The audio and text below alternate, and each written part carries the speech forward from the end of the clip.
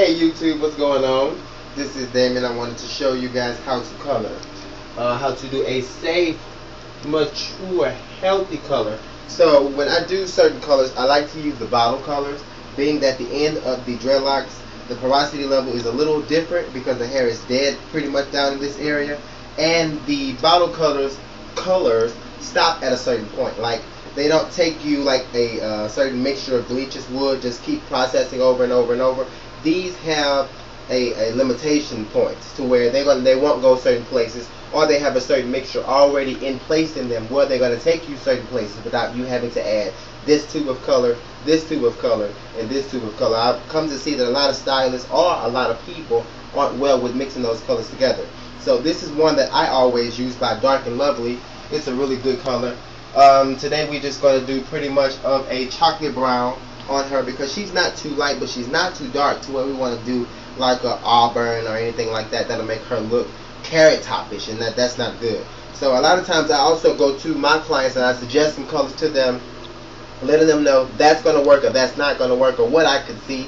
Some people don't need full head colors. Some people need just highlights, being that you may have a lot of pigments in your face, so that's just maybe too many colors going on. Or you want to choose a color that will not make these areas right here break anymore, being that the chemicals inside of a color can break down the enamel base a little bit within itself.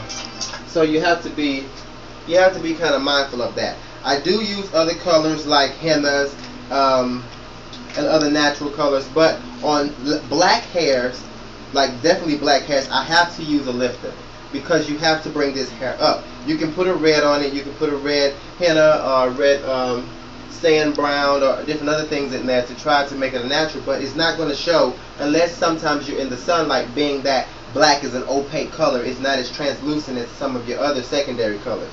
So you have to think about that once you're coloring yourself. But make sure before you do this, your hair is at its maximum potential or close to it, being that you don't want to pop any more of this hair off. Again, the end of your dreadlocks have a lot of dead hair in there, so the elasticity and the porosity levels on that are very, very what I want to say is lower than what's still connected to the scalp here. This is going to turn a lot faster. So what I do is I take the hair, I part it down the middle, and I grab it all together. And I don't go too close to the scalp first, starting here.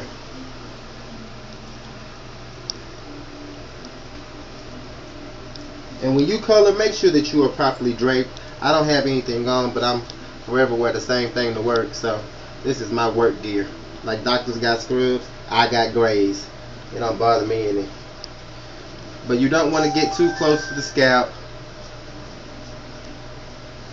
You don't want also to get on the client. So when I do my clients, I drape them very tightly with a new to closely new smock, making sure that my snaps and my velcro still work well. I don't need nothing that's going to be sliding all off or coming all apart just from one small little tug. And with dreadlocks, I always get two boxes here. This is a lot of hair. You're going to need a lot of color. And sometimes some hairs I get 3. Some people got just too much. But with her, we could get 2 and she'll be good. But you see how I did that to the ends first? That's what you do to the ends. And then I'm going to go through and I'm going to show you the rest.